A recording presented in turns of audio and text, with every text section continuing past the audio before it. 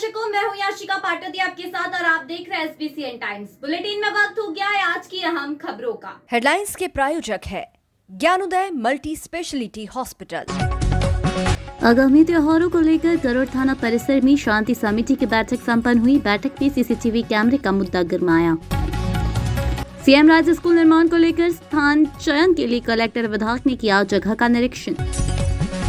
Manasa block के सामुदायिक स्वास्थ्य अधिकारियों का बिना किसी सूचना के काटा वेतन, बीएमओ को सौंपा ज्ञापन। गरुड़ नगर में आगामी त्योहारों को लेकर बकरा ईद को लेकर शांति समिति की बैठक रखी गई, जिसकी अध्यक्षता गरुड़ अनुविभागीय अधिकारी रविंद्र परमार, अतिरिक्त पुलिस अधीक्षक महेंद्र तानीकर, नगर पालिका अध्यक्ष राजेश सेठिया, SGOP निकिता सिंह, तहसीलदार सविता राठौर, नायब तहसीलदार गिरीश सूर्यवंशी, थाना प्रभारी कमलेश सिंगार द्वारा की गई बैठक में नगर के गणमान्य नागरिक उपस्थित रहे। ईद के जुलूस को लेकर अहमद नूर अगवान ने सब्जी मंडी से गांधी चौक रामपुरा दरवाजा निर्माण कार्य को लेकर के रास्ते की समस्याओं को लेकर प्रशासन का ध्यान आकर्षित किया और कहा कि यदि बारिश के चलते मार्ग निकलने योग्य नहीं होगा तो हमारा जुलूस शामगढ़ रोड होते हुए ईदगाह तक जाएगा।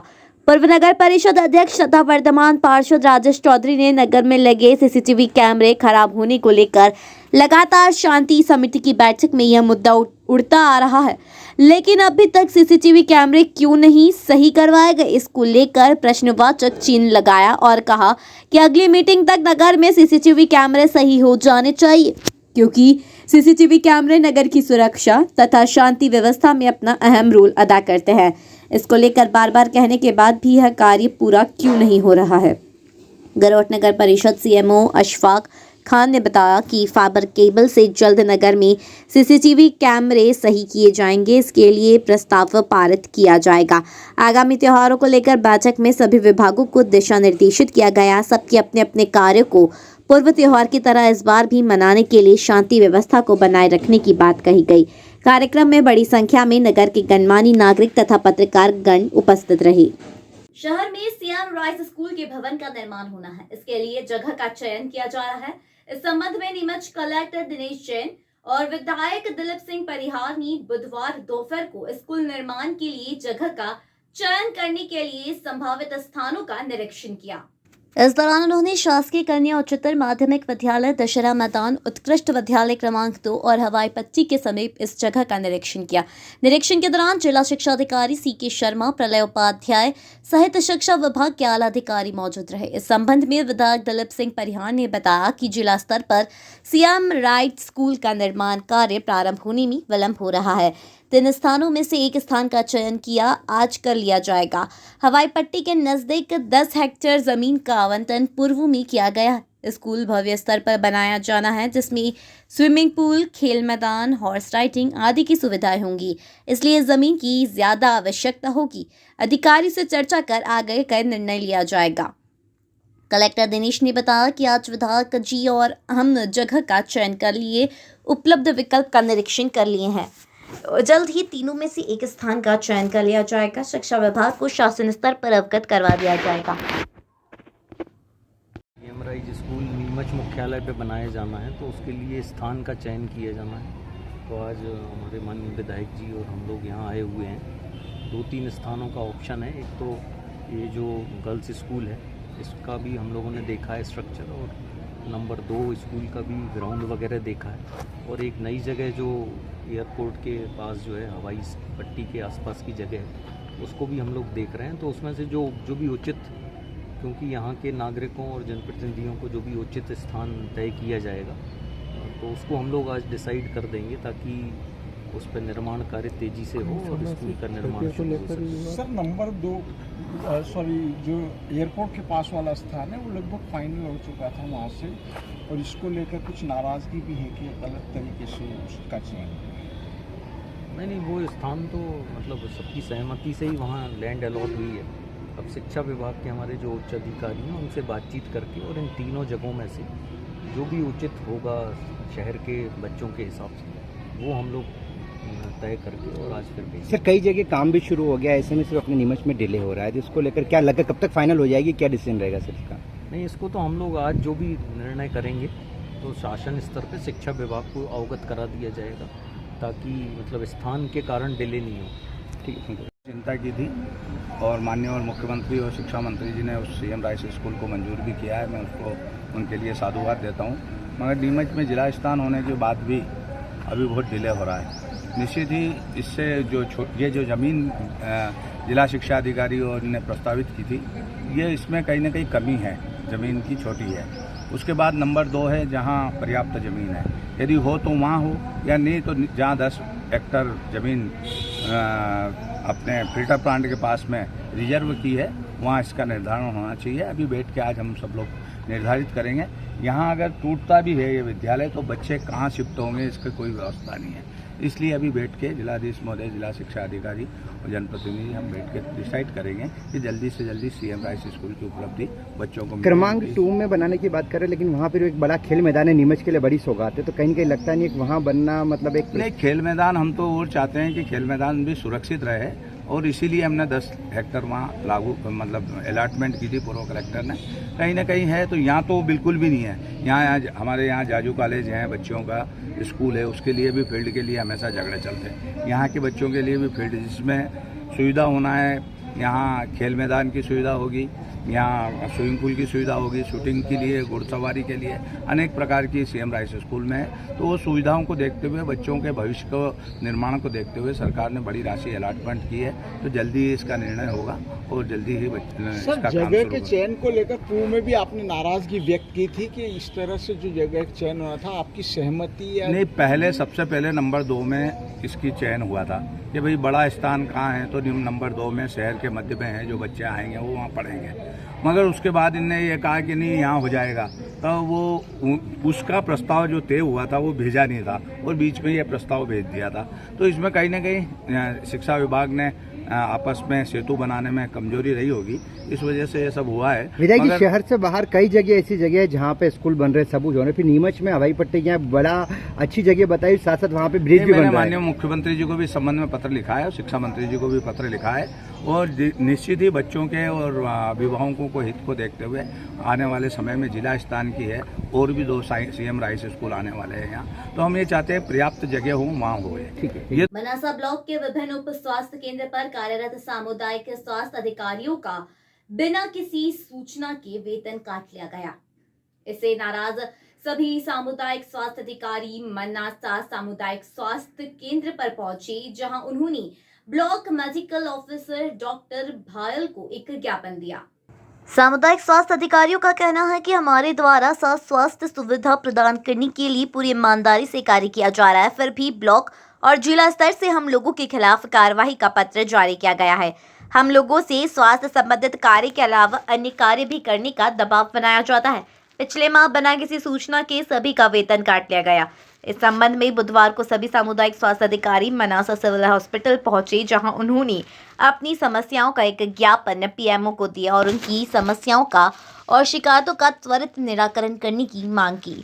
उन्होंने कहा कि जल्द उनकी समस्याओं का समाधान नहीं होता तो आगामी 1 जुलाई से वे सामूहिक अवकाश पर रहेंगे। साथ ही इस संबंध में मुख्य चिकित्सा एवं स्वास्थ्य अधिकारी से भी मुलाकात कर ज्ञापन देंगे। वेतन कटौती व सीएचएमओ के खिलाफ नाराजगी जताते हुए सभी उप स्वास्थ्य केंद्र अधिकारी ने 1 जुलाई 2023 को 1 दिवस के सामूहिक अवकाश पर रहेंगे। को ज्ञापन इसलिए दिया है क्योंकि सारे जो कम्युनिटी हेल्थ ऑफिसर है मनासा में, उनकी सैलरी आभा आईडी से रिलेटेड मतलब बिना किसी इन्फॉर्मेशन के काटी गई है और इसके लिए आभा आईडी के लिए मतलब तकनीकी प्रॉब्लम्स भी होती है। उसके रिगार्डिंग भी हमने स्क्रीनशॉट वगैरह ग्रुप में भी शेयर करे। उन प्रॉब्लम्स को ना देखते हुए उन्होंने बिना किसी इन्फॉर्मेशन के हमारी 10 से 15 दिन की सैलरी काट दी गई है और जो महिलाएं मैटरनिटी लीव पे है उनकी भी सैलरी काटी गई है इसमें। अच्छा, आपने बीएम उन्होंने बोला है कि ये आभा आईडी आप बनाओगे इस और बाद में वापस ही आपकी सैलरी रिलीज़ कर दी जाएगी, उसके लिए आश्वासन दिया गया है। अभी हम सीएमएचओ ऑफिस में बात करेंगे, सीएमएचओ सर के द्वारा हमें क्या आश्वासन दिया जाता है। बीएमओ से मिला, बीएमओ ने क्या कहा? अभी पुराने डाटा में और अभी के जो डाटा उन्होंने जो जिस डेट के अकॉर्डिंग उन्होंने सैलरी काटी है उसमें काफ़ी अंतर होते हुए भी उन्होंने बिना किसी इन्फॉर्मेशन के सैलरी काट दी है। तो इसके लिए हमने ज्ञापन दिया है। हमारे जो सीएचओ साथियों की आभा आईडी को लेकर के जो 10 से 15 दिन की सैलरी कटी है उसके संबंध में ज्ञापन दिया है हमने और हमारा बीएमओ सर से और सीएमएचओ सर से एक ही निवेदन है हमारा कि ये जो हमारी सैलरी कटी है, ये हमारी सैलरी जल्द से जल्द हमें वापस की जाए, हमारा वेतन में इसको डाली जाए। और अगर ये सैलरी नहीं दी जाती है तो फिर हमें 1 तारीख को जो है CHO मनासा ब्लॉक के और पूरे नीमच जिले के सामूहिक अवकाश पे रहे। हाँ सर, ये पहली बार सैलरी कटी गई, इससे पहले भी काटी जाती थी? नहीं, ये पहली बार बिना किसी सूचना के काटी गई है। मतलब अगर कभी कोई किसी कर्मचारी की सैलरी काटी जाती है तो उसे पूर्व सूचना दी जाती है। हमारे किसी भी वरिष्ठ अधिकारी ने हमको कोई पूर्व सूचना नहीं दी है और सीधा हमारा वेतन काट लिया गया है। बारिश से पहले ही सब्जियों की कीमतों में इजाफा देखने को मिल रहा है, जिसका सीधा असर आम जनता की जेब और घर की रसाई पर पड़ रहा है। इन दिनों टमाटर का भाव आसमान छू रहा है और किचन की रसाई में टमाटर कुछ ज्यादा ही लाल हो गया है। दरअसल बीते दिनों टमाटर के दामों में बड़ा उछाल आया है। देश के विभिन्न हिस्सों में टमाटर के भाव में तेजी देखने को मिल रही है, तो वहीं मध्य प्रदेश के मंदसौर शहर की सब्जी भी इससे अछूती नहीं है। यहाँ भी टमाटर 100 रुपए किलो तक के दामों पर बिक रहे हैं। अब ऐसे में टमाटर खरीदने पहुंच रहे लोग अपनी जेब पर बड़ा असर पड़ने से परेशान नजर आ रहे हैं। वहीं मंडी में सब्जी विक्रेताओं का कहना है कि टमाटर का भाव 4-5 दिन से बढ़ा हुआ है। ग्राहक भाव पूछते हैं और भाव सुनकर चले जाते हैं। इधर बकरीद के त्योहार को देखते हुए यहाँ भाव 120 रुपए प्रति किलो बढ़ने का अनुमान है। जैसे अदरक का भाव इन दिनों 300 रुपए प्रति किलो हो गया है, तो वहीं टमाटर का भाव 100 रुपए प्रति किलो हो गया है। भाव इसलिए बढ़ रहा है क्योंकि आगे माल नहीं है। वहीं टमाटर कुछ दिन पहले 10 रुपया किलो बिक रहा था। टमाटर लेने आए ग्राहक से जब बात की गई तो उनका कहना था कि टमाटर के भाव आसमान छू रहे हैं। 3-4 दिन से यही चल रहे हैं। पहले 1-2 किलो लेते थे, लेकिन भाव बढ़नी अब कम ली जा रहे हैं। पूरा किचन का मेंटेनेंस इस टमाटर के भाव ने बिगाड़ कर रख दिया है। शंकर लाल बथमी। शंकर जी क्या लेने आए हैं? मैं टमाटर लेने आया हूँ सर जी। काफ़ी 100 रुपये किलो है सर, तो महंगा बहुत है और बजट काफ़ी बिगड़ चुका है क्योंकि महंगा बहुत है और ख़रीदना बहुत महंगा आसान नहीं रहा है। पहले कितने का ले जाते थे? पहले सर 30-40 रुपये किलो मिल जाता था और अभी बहुत काफ़ी महंगा हो गया है, जो काफ़ी बजट से बाहर हो चुका है ये चीज़। क्या बजट पे बाहर बजट पे बाहर डालेगा? हाँ सर बिल्कुल। क्या नाम है आपका? शंकर लाल बथमी सर। क्या नाम है आपका? डालचंद डोडिया, सब्जी विक्रय करता हूँ मैं। टमाटर का क्या भाव चल रहा है? टमाटर चल रहा है 100 रुपये किलो। क्या कुछ गिराकी है क्या? गिराक तो क्या भाव सुन के जा रहे हैं, जिसको जरूरत पड़ रही है 1 किलो की 250 ग्राम ले जा रहा है। महंगाई की मार है, आगे से माल बहुत कम आ रहा है। क्या वजह? वजह है बारिश का वजह से और त्यौहार भी हैं। ये कितने दिन से बढ़े हैं इसके भाव? ये भाव कम से कम 2 से 3-4 दिन अंदर बढ़े हैं। क्या आगे और बढ़ेगी? संभावना तो लगभग लग रही है ऐसे ही। अब आगे त्यौहार भी है तो क्या कुछ किस हिसाब से बिक रहा है क्या?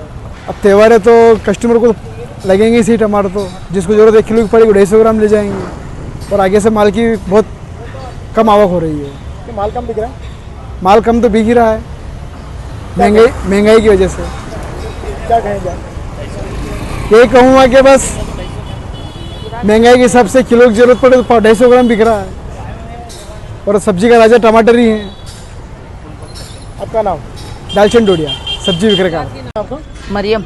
तो मरियम जी, आप ये सब्जी बेच रहे हैं, टमाटर भी बेच रहे हैं, सर 100 रुपये किलो है टमाटर और कल त्योहार भी आ रहा है तो भाव बढ़े जा रहा है और भाव बढ़ेगा। गिराक कितना महंगा कैसा हो गया है। ग्राहकी के ऊपर क्या फर्क पड़ता है? गिराक कम आ रहा है ना, गिराक लेते ही नहीं, भाव सुन के भाग जाते। आधा किलो की जरूरत है, ले रहे यूँ 1 किलो मांगते तो आधा किलो लेते। क्या कुछ वजह पता चली क्यों बढ़ा है इसका भाव? ये टमाटर आगे से महंगा है ना सर, बारिश की वजह से खराब हो रहा है माल। कितने दिन से बढ़ा है भाव? ये 3-4 दिन हो गए। 3-4 दिन और भी आगे इसके भाव बढ़ेंगे कि यही रहेगा? और भाव भी बढ़ेंगे, तेरे दिन पे दिन बढ़े जाएगा। आपका नाम? मरियम नाम। सर क्या नाम है आपका? धर्मेंद्र सब्जी वाला। धर्मेंद्र भाई, यहाँ पे टमाटर बेच रहे हैं, क्या भाव चल रहा है और क्या? टमाटर को 5 दिन हो गए, सब्जी को बढ़ते बढ़ते 100 रुपये हो गए। ग्राहक पूछ के हाथ लगा के चल जाता है, परेशान हो गए ग्राहक भी खाने में कि वो अभी आगे हित के दिन फिर वापस कल बढ़ेगा 120 और 150 हो जाएगा 2 दिन में। जैसे अदरक का भाव 300 हो गया, ऐसे टमाटर का भाव 100 हो गया, कल 150 तक पहुँच जाएगा इसका भाव। तो 1800 रुपये किलो टमाटर वहाँ पर जा रहा है, तो 80 रुपये किलो हमको यहाँ पर लाने में पड़ रहा है, बेचने में पूरा बराबर पड़ रहा है 90 रुपये किलो है सर। क्या वजह है बढ़ने की? बढ़ने की वजह है कि आगे कुछ माल नहीं, पहले जो गर्मी में 10 रुपये किलो बिका था, गर्मी में 100 रुपये किलो रहता है, जो आपकी जो बारिश में 100 रुपये किलो हो गया है। पहले सस्ता पड़ गया, अब 1 महीने लेट होने से हुआ है। क्या आगे और बढ़ने के भाव में आगे अभी 4 महीने तक यही भाव चलेगा, क्योंकि आगे फसल बोते हैं लोग किसान, तो 3-4 महीने तक पहले नहीं आती है। अब फसल बोएगा इंसान तो फिर 3 महीने से पहले आएगा, भाव और बढ़ेगा। तो टमाटर भी बारिश में सब खत्म हो जाता खराब होके, तो माल कम आने लग जाएगा, पानी में ही खत्म हो जाएगा सारा माल। आपका नाम? धर्मेंद्र डोडिया, सब्जी वाला। क्या नाम है आपका? देवेंद्र सिंह। तो देवेंद्र सिंह जी, आप ये मार्केट आए, क्या लेने आए और क्या सब्जियां लेने आए थे। टमाटर अभी देखा है कि बहुत ज़्यादा आसमान छूते हुए भाव है, जैसे 100 रुपये किलो हो गया है भाव। 3-4 दिन से यही चल रहा है। लेते थे जब भी आते थे, हर बार 1-2 किलो लेते थे। अब इतना महंगा हो गया कि आज आधा किलो नहीं लेके जाना पड़ रहा है। जो चीज़ें सलाद में यूज़ होती थी, सब्जी में ही कम्प्रोमाइज़ करके अब चलाना पड़ रहा है। वो वैसी परिस्थिति हो गई, ऐसे चलेगा तो कैसे होगा। क्या भाव लिया? 100 रुपये किलो हमने ख़रीदा है। पूरा मेंटेनेंस जो है किचन का, वो इस तरह बढ़ता जाएगा। 30 से 100 रुपये सीधे 300% की हाइक है सिर्फ 1 वीक के अंदर। तो कैसे मैनेज करेगा गरीब इंसान। ये एक थोड़ा सा जो है बहुत ज़्यादा परेशान करने वाला विषय है, इस पर ध्यान दिया जाना चाहिए। आपका नाम? देवेंद्र सिंह। सावन माह प्रारंभ होने के पूर्व गुप्त नवरात्रि की नवमी पर बीती मंगलवार को भगवान पशुपतिनाथ महादेव मंदिर में स्थित 10 दान पेटियों में 6 दान पेटी को खोला गया और दान राशि की गणना प्रारंभ की गई। पहले दिन की गणना में करीब 13 लाख की दान राशि की गणना हुई। वहीं आज बुधवार को शेष 4 दान पात्र और खोले गए और दान राशि की गणना की गई। बता दें कि मंदिर समिति द्वारा दान पेटी को खोला कर दान में आई राशियों की गिनती ट्रेजरी के कर्मचारियों व बटुकों साथ मिलकर की जा रही। आज भी दान राशि में लाखों की दान राशि प्राप्त होने का अनुमान है। अब इसके बाद संभवतः सावन माह के बाद ही दान राशि की गणना होगी। आज पशुपतिनाथ मंदिर की जो शेष दान पेटियाँ बची हुई थी, उनको खोल के गणना की जा रही है, जिसमें 3 पेटियाँ शेष थी, उनको खोल लिया गया है। गणना कार्य चालू हो गया है और गणना कार्य चालू हो गया है। लगभग 50,000 की लगभग गणना अभी हो चुकी है और गणना कार्य चालू है। कल में और आज में कुछ विदेशी नोट निकले हैं, जिसमें कोरिया के निकले हैं, सिंगापुर के निकले हैं, नेपाल के निकले हैं और संयुक्त राज्य अमेरिका के निकले हैं। ऐसे 5 नोट निकले हैं। और कुल कितनी गिनती अभी तक हो चुकी है? अभी लगभग 50,000 की गिनती हो चुकी है। गणना कार्य चालू है। कल और आज मिला के कितने हो? कल लगभग 13 लाख के लगभग हुए थे, 13 लाख प्लस हुए थे। आज भी गणना चालू है, तो अब शाम तक आंकड़ा मालूम पड़ जाएगा। दिनेश बैरागी। मंदसौर शहर के खानपुरा क्षेत्र में सत्संग भवन के सामने मुख्य मार्ग पर मलबा पड़ा होने से आवागमन में दिक्कतों का सामना हो रहा है। रहवासियों ने यही बड़ी दुर्घटना का अंदेशा जताते हुए नगर पालिका से सड़क पर पड़े इस मलबे को हटाने की मांग की है। तस्वीरें मंदसौर शहर के खानपुर क्षेत्र सत्संग भवन के सामने मुख्य मार्ग की है। यहाँ विगत कुछ दिनों से मुख्य मार्ग पर मिट्टी का मलबा पड़ा है। ऐसे में यह मलबा दुर्घटनाओं का कारण भी बन रहा है। क्षेत्रवासियों ने नगर पालिका से मांग की है कि क्षेत्र पर पड़ा यह मलबा आगे चलकर किसी बड़े हादसे का कारण न बने, उससे पहले नगर पालिका कर्मचारी इस मलबे को हटाए ताकि आवागमन सुगम हो और भविष्य में कोई दुर्घटना का खतरा भी ना रहे। यहाँ पे कीचड़ भी हो रहा है, उसके बावजूद लोगों ने एक तरफ गाड़ियाँ रख दी है। इससे बहुत परेशानी आती है सर। हमारी दुकानदारी पूरी अस्त व्यस्त हो रही है, ट्रैफिक व्यवस्था बिल्कुल बिगड़ जाती है और फिर ये गड्ढा हो रहा है, कभी भी कुछ दुर्घटना हो सकती है। गड्ढा होने के बावजूद भी यहाँ पे एक गाड़ी पड़ी हुई है।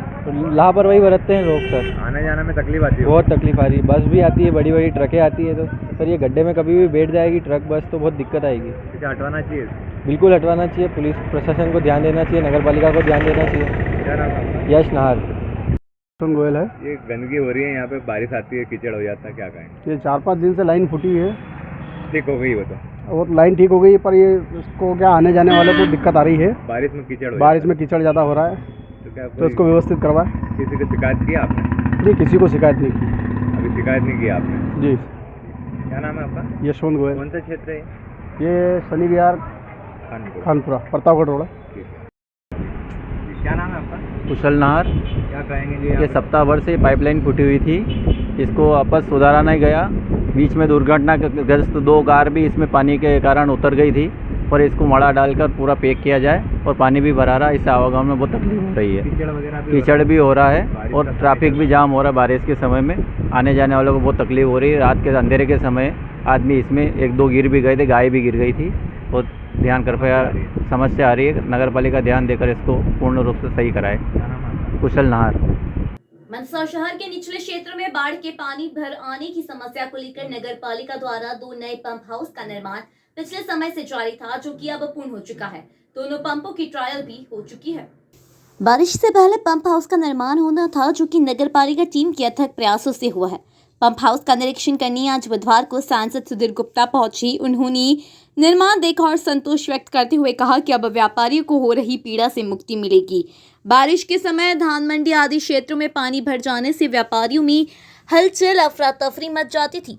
शिखाल में इकट्ठा होता पानी धान मंडी क्षेत्र में आ जाया करता था तथा व्यापारियों को माल निकालने का समय तक नहीं मिल पाता था, जिससे कई व्यापारियों को बहुत नुकसान उठाना पड़ता था। लेकिन अब पंप हाउस के निर्माण के बाद इस समस्या से व्यापारियों को निजात मिलेगी, साथ ही स्थानीय रहवासियों को भी सुविधा होगी। मन में बहुत प्रसन्नता है। यानी हम इसको कैसे रेखांकित करें कि 1946 यहाँ धूलकोट बांध बना हुआ था और जब बांध टूट गया तो पानी सारा व्यापारिक केंद्र पर पूरा का पूरा सारे सिस्टम, सारा जो संस्थान है वो सब डूब गए थे। तब शहर के मन में एक कल्पना आई थी और नई आबादी का विकास हुआ था। शहर के एक नए पार्ट को बसाने की कल्पना थी।